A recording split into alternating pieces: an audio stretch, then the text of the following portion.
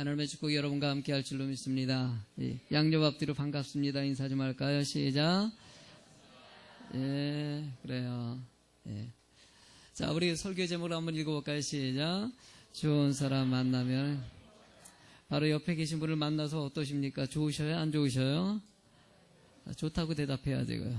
옆에 계신 분 삐져요. 좋다고 좀 얘기해 주세요.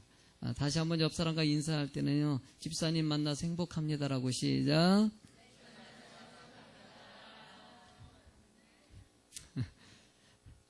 진짜래요. 알죠? 진짜예요. 거짓말이 아니라 진짜예요. 가끔 아닌 경우가 있긴 해요. 있긴 해요. 진짜입니다. 그래도요. 진짜인 경우가 아주 많으니까 인생의 만남이라는 것은 저는 참 중요하게 생각합니다. 제가 어저께 무지개교회 목사님께서 창립 4주년이라고 하시면서 목사님 동영상 하나만 찍어서 1분짜리로 보내달라고 부탁이 왔어요. 이렇게 찍다 보니까는요, 무슨 말을 할까. 그래서 이제 동영상으로 이렇게 보여주려나 봐요. 목사님 참 아이디어가 좋으신 것 같아요. 그래서 제가 만남에 관한 얘기를 했어요. 참 거맘증 만난 것도 저에겐 큰 축복이고, 우리 예수비전교회 성도님 만난 것이 큰 축복이고, 또 여러 가지 하나님의 은혜 가운데서 우리 교회 목사님 만난 것도 복이다.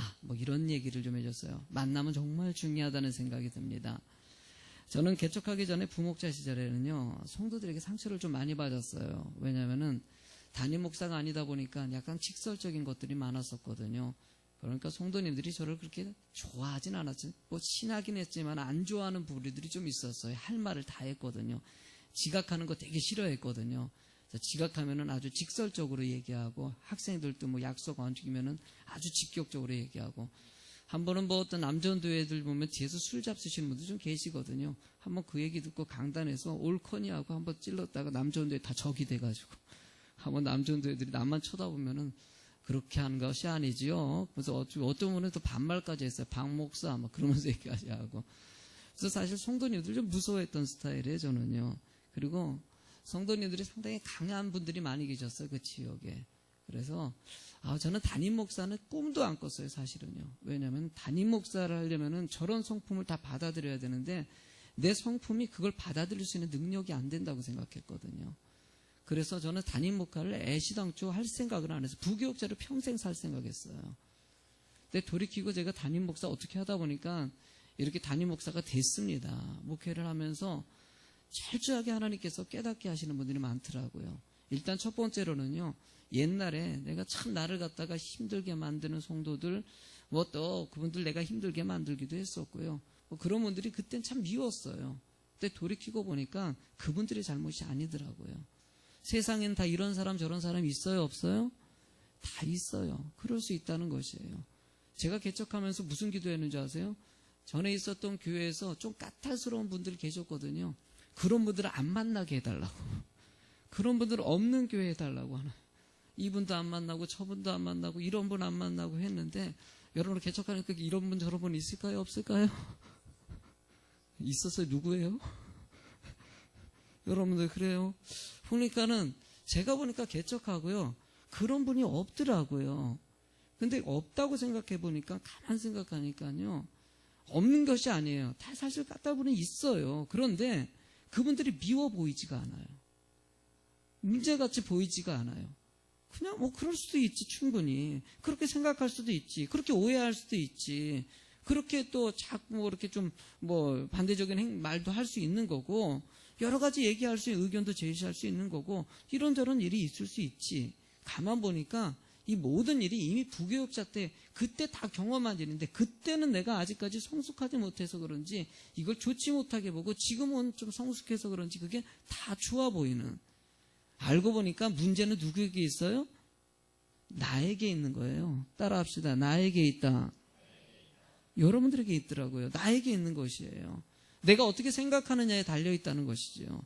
지금 3주째 지금 관계에 관한 설교를 하고 있어요. 부부관계, 가족 간의 관계. 지금 오늘은요, 직장 상사와 또 이렇게 이 주인과의 관계를 갖다가 얘기하고 있습니다. 관계 가운데서 우리가 관계 부부관계 이렇게 해야 된다, 자녀와의 관계 이렇게 해야 된다, 직장, 이 관계를 얘기하고자 하는 것, 그 관계 속에서 담겨진 의미가 있다는 걸 좀 아셔야 됩니다. 의미를 좀 깨달으셔야 돼요. 예수님께서 제자를 삼으실 때 마태를 삼는 장면이 나옵니다. 한번 읽어보실래요? 마태복음 9장 9절부터 12절, 좀 길지만 한번 읽어보세요. 시작.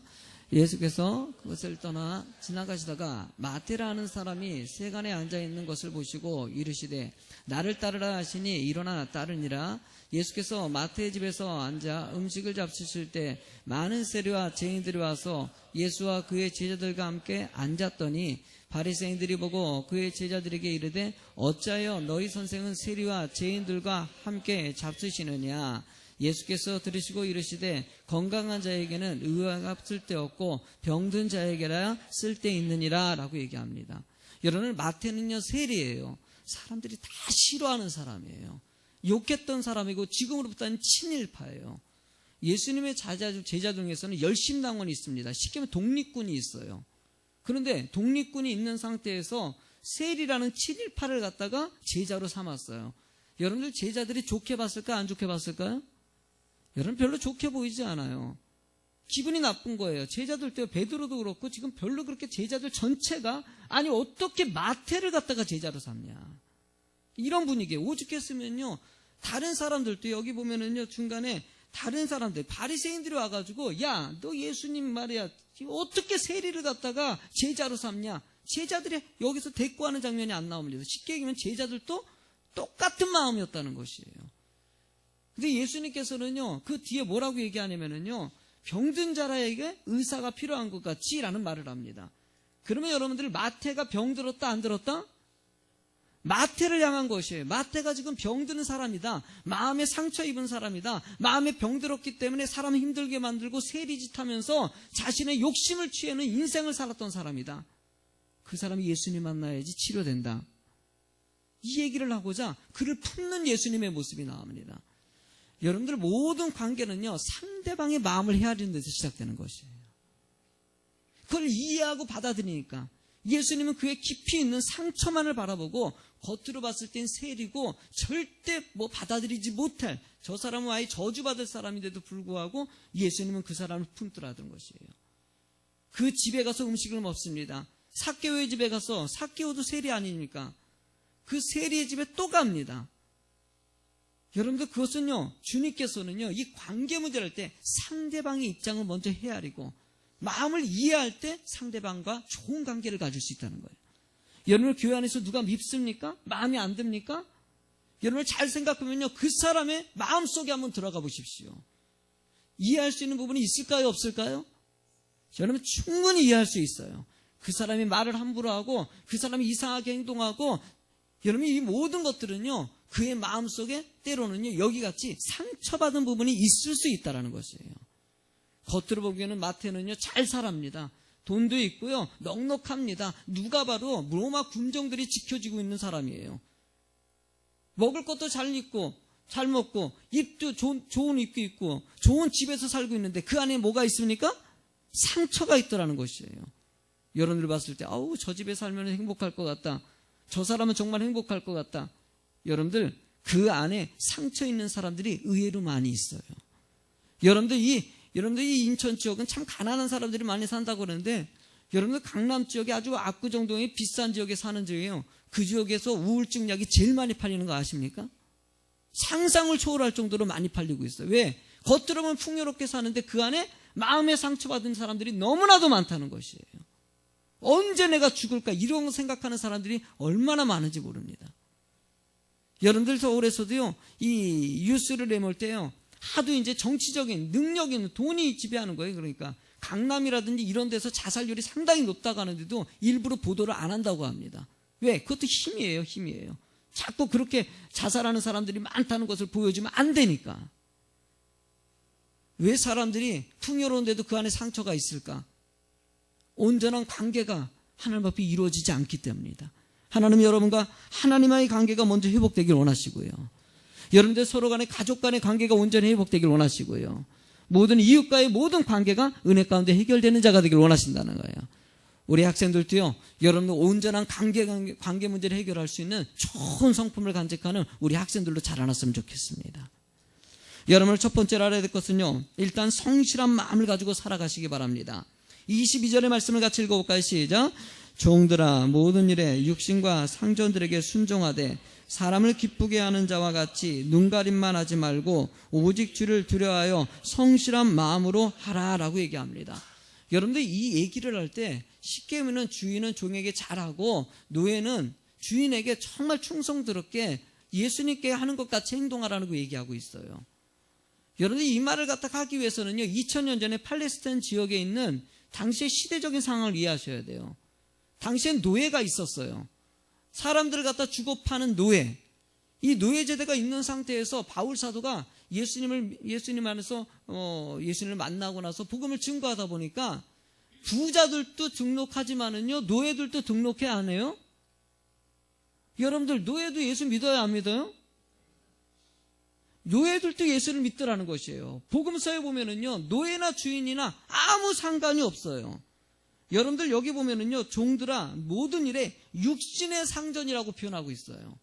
육신의 상전이 뭡니까? 육으로는 상전이지만은 영으로는 서로 동일하다, 동일하지 않다? 동일하다는 것을 얘기하고자 하는 것이에요. 여러분, 바울 사도가 이 말 한마디에도요, 참 깊이 있게 노예들의 마음을 헤아리는 것이에요.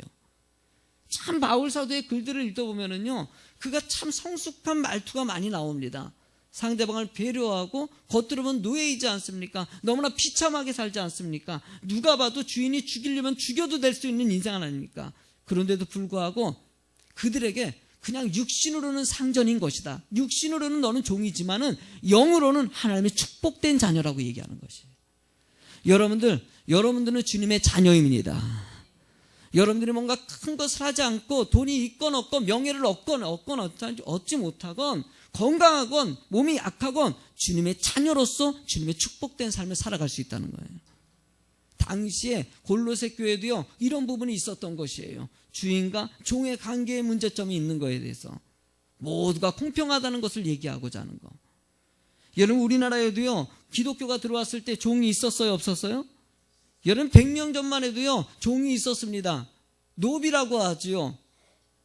여러분들은 머슴이라고 하는 사람이 있었는데, 여러분들 이 성경의 역사 보면 조덕삼 장로님의 얘기가 참 대단한 이야기입니다. 전에도 한번 제가 언급했었지요. 조덕삼 장로님과 이자익 목사님. 여러분들 조덕삼 장로님이 나중에 데이트 선교사님을 통해 가지고 예수를 믿게 됐어요. 조덕삼 장로님이 정말 부자예요. 부자이다 보니까 땅이 어마어마하게 많이 갖고 있어요. 이 많은 땅에서 그 땅을 빌려가지고 농사 짓는 사람들이 있었을까 없었을까요? 많이 있었다는 것이에요. 그 조덕산 장로님이 이 사람도 전도하고 저 사람도 전도하고 해가지고 자기 땅을 갖다가 하나님께 들여가지고 거기다 성전 짓고요, 자기 집이 주의 교회가 되더라는 거예요. 금산교회 얼마나 큰 축복된 교회도 시작됩니까? 그런데 이렇게 전도하는 중간에 자신의 노예가 있지 않습니까? 노비가 있지 않습니까? 머슴 이자익이라는 사람이 예수를 믿게 됐어요. 같이 예배드리지 않습니까? 참 기가 막힌 일이죠. 같이 예배드리는데도 괜찮아 같이 예배. 아이고 어떻게 주인하고 어떻게 우리 주인 어른하고 어떻게 예배드립니까? 아니야, 하나님은 다 공평하셔. 같이 예배드렸어요. 근데 이 이자익이라는 이 머슴이 참 주인에게 충성되게 일했던 것 같아요. 집에서도 열심히 일하고 예배도 열심히 드리고 그래가지고 시간이 지나다 보니까 집사가 되고요, 여러분들 나중에 장로가 되는 선출에 뽑히더라는 것이에요. 처음으로 장로를, 금산교회 장로님을 세워야 되는데 투표합시다 그래서 추천을 받았는데 세상에 머슴하고요, 이 장로님 이자익 이 두 분이 올라온 거예요. 근데 머슴이 뽑히고 주인이 떨어졌어. 헐. 사람들이 막 거기에 보면 성도들이요, 다 이 조덕삼 이 주인에게 땅을 빌어먹고 있는 사람들 아닙니까? 그러니까 술렁술렁 이거 조덕삼 씨가 이거 주인이 막 화내면 어떡할까 막 그러는데 조덕삼 씨가 딱 나와가지고 정말 훌륭한 우리 이자익이라는 우리 분을, 집사님을 장로로 피택된 것을 경축합니다. 우리 막 그러면서 자신의 모습을 섬겨줘가지고 결국은 이자익이라는 장로가 됩니다. 얼마나 멋집니까? 이러고 나서 이 장로님이 조덕삼 씨가 보니까는요, 이 집사님 보니까 우리 머슴이지만은 정말 신실하고 착하니까 신학교 보내가지고요, 나중에는요 이자익이라는 목사님이 됩니다. 그래가지고 자신은 장로가 나중에 돼가지고 자신의 모습인데 목사님 돼가지고 더 지극정성으로 섬기면서 순종의 삶을 살았던 이 조덕산 장로님의 모습. 여러분, 이렇게 순종했던 이 조덕산 장로님 가문에 국회의원도 나오고요, 대사도 나오고요, 여러분들 가문에 어마어마한 축복이 임하고요. 이자희 목사님도 머슴이었지만 그 가문에 여러분들 어마어마한 축복이 임해가지고요, 뭐 외국에서 뭐 교수님도 나오고 어마어마한 가문이 된 거. 여러분들, 하나님께서 이끌어가는 축복의 삶 아닙니까? 하나님 여러분들도 이런 은혜의 삶이 되기를 원하십니다. 성실하게 살아가는 거, 자신의 장로, 뭐 조덕산 부자로서 성실히 살고, 또 뭐 머슴으로서도 최선을 삶으라는 거. 여러분, 이런 부분에 대해서 본문의 말씀은요, 죽게 하듯 하라고 얘기하고 있어요. 죽게 하듯 하라. 모든 사람이, 여러분들 주종관계에서만 일어나는 것이 아니라 서로 간에입니다. 따라서 믿음의 공동체예요. 하나님 은혜 가운데 살기 때문에 서로 간에 존중해주고 사랑으로 품어주는, 내 생명같이 사랑하는 사람이 되라는 것이에요. 여러분들의 서로 관계가 이웃같이, 내 몸같이 사랑하는 여러분이 되시기 바랍니다. 여러분, 이런 마음을 가진 사람은요, 불평이 없습니다. 이런 상황이건 저런 사랑이 되건 그냥 주님 은혜 가운데 주어진 환경에서 모든 사람을 향해서 죽게 하듯 하듯 최선을 다하면서 살아가는 사람이에요. 대표적인 사람이 누구입니까? 요셉 아닙니까? 세상의 가족들이 요셉을 팔아가지고 노예로 끌려갑니다. 노예로 끌려가가지고, 여러분, 며칠 전만 해도 여러분이 자색 옷을 입고 나서 엄마가 맛있는 거 해주면 그 음식 먹었고 좋은 집에서 살고 있었는데, 이제는 돈으로 노예로 끌려갔으니 얼마나 비참한 인상입니까? 근데 노예로 끌려가는데도 불구하고 이 요셉이 그 안에서 열심으로 주인께 충성하더라는 것이에요. 이랬더니만은요, 여러분들 창세기 39장 3절 4절에 보면 읽어볼까요? 시작. 그의 주인이 여호와께서 그와 함께 하심을 보며 또 여호와께서 그의 범사에 형통하게 하심을 보았더라. 요셉이 그의 주인에게 은혜를 입어 섬김에 그가 요셉을 가정의 총무로 삼고 자기의 소유를 다 그의 손에 위탁하니. 여러분들, 이 말씀을 보면요, 여호와께서 그와 함께 하심을 본다는 말이 있습니다. 이 앞에 보면은요, 이 말씀이 너무나 마음에 들어와요. 39장 3절에 그의 주인이 여호와께서 그와 함께 하심을 봤다. 이게 뭘 뜻합니까? 요셉을 통해서 하나님 앞에 신실한 행동하는 것을 봤다는 것이에요. 여러분을 통해서 하나님을 볼 수 있어야 돼요. 아멘. 아멘 좀 하세요. 여러분을 통해서 누굴 봐야 된다? 하나님을 볼 수 있어요. 딱 봐도 야, 예수님 같습니다. 아멘. 여러분들 한번 서로 얘기해 보십시오. 옆 사람에게 한번 얘기해 볼까요? 집사님 보니까 예수님 만난 것 같아요. 시작. 여러분들, 우리 그렇게 살아갑시다. 아멘.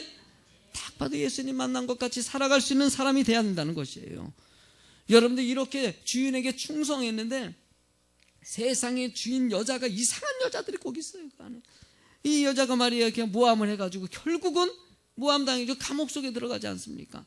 너무나 또 좌절이 있지 않습니까? 감옥 속에 들어가가지고 다 죽게 생겼어요. 그런데 감옥 안에서도 또 열심히 충성하더라는 것이에요. 참, 감옥 속에서 충성한다. 간수들에게 인정받는 거. 여러분, 39장 22절 23절 읽어볼까요? 시작. 간수장이 옥중의 제수를 다 요셉의 손에 맡김으로 그의 재반 사물을 요셉이 처리하고 간수장은 그의 손에 맡긴 것을 무엇이든지 살펴보지 아니하였으니 이는 여호와께서 요셉과 함께 하심이라. 여호와께서 그의 범사에 형통하게 하셨더라. 얼마나 멋집니까? 여러분들, 주님과 함께하는 사람은요, 보기만 해도 이뻐요. 왜? 그 사람 보면은요, 야, 예수 그리스도의 느낌을 받거든요. 그러니까 여러분들 누굴 만나면은요, 그냥 기분이 좋은 사람들이 있어요.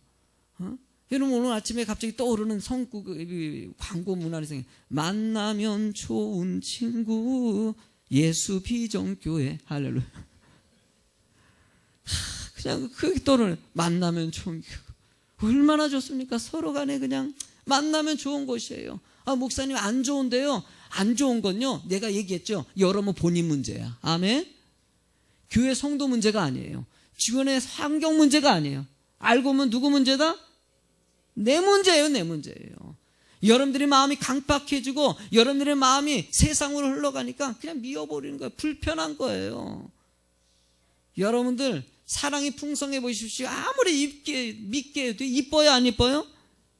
내가 자식 키우다 보니까 그 느껴져요. 아이고, 자식이 정말 힘들게 만들고 뺀질뺀질 말을 안 들고 막 그래도 저녁에 밥 줘. 그냥 옷 사주고, 아이고.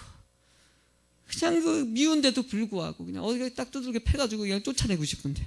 그래도 이뻐요. 왜? 사랑하기 때문이에요. 우리 성도님이 서로 간에 사랑한다는 것이 쉽지가 않습니다. 왜? 서로 다른 공간에서 살다가 왔기 때문에 다 스타일이 다르지 않습니까? 그래서 서로 용납하고 받아들이는 것은 너무나도 중요한 것입니다. 사랑으로 하나가 되는 여러분이 되실 줄로 믿습니다. 우리가 마지막 세 번째 같이 한번 제목을 읽어볼까요? 시작. 행복전도사. 여러분들이 먼저 행복하시기 바랍니다. 혹시나 여러분들이 행복하지 않으십니까? 여러분들이 주님이 내 안에 계십니다. 세상의 환경과 조건을 보니까 자꾸 불행이 알고 근심이 생기고 염려가 생기는 것이에요. 주님만 바라보십시오. 말씀대로만 살아가십시오. 얼마나 기쁩니까? 바랄 게 없는 인생 아닙니까? 여러분들 본문에 25절의 말씀을 한번 읽어볼까요? 시작. 불의를 행하는 자는 불의의 봉을 받으리니 주는 사람을 외모로 취하심이 아니라. 우리 여러분을 외모로 보지 마십시오. 겉으로 드러난 것 버리고 자꾸 평가하지 마십시오. 여러분들 주님께서는 중심을 보신다고 얘기하십니다. 여러분들의 삶에도요, 중심이 하나님의 기쁨이 되는 성도예요. 지난 주전에 유절자 우리 집사님께서 참 어렵게 사셔요. 어렵게 사시는데도 저에게 식사 대접을 하시겠다고. 그래서 계속 이렇게 기회가 안 돼가지고 막 가는데요. 막 그 집사님이 가가지고 갑자기 슈퍼 쪽으로 가는 거예요. 그래서 왜 그러는지 귤을 사가야 된대. 과일을 사야 된대. 목사님하고 이렇게 하는데 과일을 대접하고 싶다는 거예요. 참 보면은요, 삶은 정말 힘들어 보이는 게 내가 알고 있어요. 그래서 어떻게 하든지 도움 주려고 내가 애를 쓰는데도 불구하고 그거 그냥 휴지 이렇게 종이 파셔가지고 거기 얻은 돈이 이렇게 잔뜩 싸가지고 가냐면 제가 한 번은요, 이게 묵은 책들을 갖다가 한번 판 적이 있었어요. 그래서 줄을 줄까 하다가 너무 무거워가지고 그냥 한번 저기 이렇게 누구죠? 거기 권사님에게 가지고 내가 실어다 주겠다고 해서 그냥 그거 직접 실어 가가지고 이렇게 이제 기왕에 어차피 팔 거 내가 들어다 주면 되지 않냐고 가서 이제 무게를 한번 재봤어요. 난 그거 이렇게 가져가면요 한 10,000원 넘게 줄 줄 알았어요. 이만큼 되고 그래서 내가 뿌듯했거든요. 그랬더니 2,000원 줘. 이거 이렇게 무거운데 이거 내가 혼자 못 들어가지고 둘이서 들었거든요. 박스를 갖다가 그 2개나 돼요. 그거 주면은 내가 뿌듯할 줄 알았는데 2,000원이니까 내가 그냥 그러니까 박스 이만큼 가져가도요 몇 천 원 안 받는 거예요. 그게요. 난 그렇게 돈 안 주는지 몰랐어요. 그거 얻어가지고 여러분들 순댓국 대접하고 과일 대접하는데 중요한 건 뭡니까? 그 속에 마음이에요. 주님이 함께 하시고 은혜가 있기 때문에 얼마나 밝고 기쁨으로 그냥 감사함으로 하는 거 보면은요, 여러분들 힘든 게 없겠습니까? 나는 여러분들의 인생에도요 마음의 기쁨이 가득 채워졌으면 좋겠습니다. 삶을 살면은요 끝이 분명히 오게 돼 있어요. 하나님은 마지막 순간에 무엇을 받길 원하시냐? 저는요 요즘에 더 많이 생각이 듭니다. 시간이 점점 빨라지고 있지만은 이런 상황 가운데서 시간 놓치고 사는 사람들이 의외로 많다는 것이에요. 여러분들 저는 24절의 말씀을 여러분들 정신 바짝 차리고 읽었으면 좋겠습니다. 시작. 이는 기업의 상을 주께 받은 줄 아나니 너희는 주 그리스도를 섬기느니라. 여러분들 하늘의 상을 받는 여러분이 되시기 바랍니다. 당시에 노예이건 간에 주인이건 간에 하늘의 상은 달라요 안 달라요? 주인이라고 많이 받는 거 노예라고 안 받는 것이 아닙니다. 하나님 앞에 정말 주님의 마음을 가지고 살아가는 사람, 주님의 마음을 가지고 충성한 사람, 주님의 마음을 가지고 정말 남은 시간 열심히 하나님의 일들을 감당하면서 살아가는 사람의 주께서 상을 크게 주신다는 거예요. 나는 여러분들이 이런 상 받는 여러분이 될 줄로 믿습니다. 이렇게 고민하고 이렇게 근심하고 이렇게 떠돌면서 시간 낭비하는 것이 아니라 하나님 은혜 가운데서 주어진 사명을 집중하면서 애쓰는 성도가 되는 거. 여러분들 저는 교인들이 막 이렇게 옮겨 다니고 이렇게 하는 거에 대해서 사실 한번 이렇게 정착했으면 웬간하면 떠나지 마세요, 여러분들. 왜냐하면 시간 낭비가 될 수 있거든요. 저렇게 부득이하게 부임을 갖다가 경상까지 지금 보니까 왕복해가지고 한 달에 비용이 한 100만 원 들어가더라고요. 지금 보니까는 간지도 꽤 됐는데 돈 꽤 들어갔겠어, 김주환 집사님? 많이 들어갔겠어요. 이제 가니까 좀 돈이 들 들어가겠죠. 가서 보니까 자신이 해야 될 일이 있어요. 2년 동안 열심히 했다가 또 와서 열심히 해야 되죠. 여러분 중요한 건요, 가서도 내가 부탁했어요. 가서 그리고 거기 가서도 열심히 일하시라고. 어쩔 수 없이 가지만은요, 요즘 한국 교회들이 너무나 의미 없는 것에 신경 쓰고 의미 없는 것을 방황하고 의미 없는 것에 시간 낭비하는 거 너무나 많이 알고 있어요. 여러분들이 시간 낭비하지 맙시다.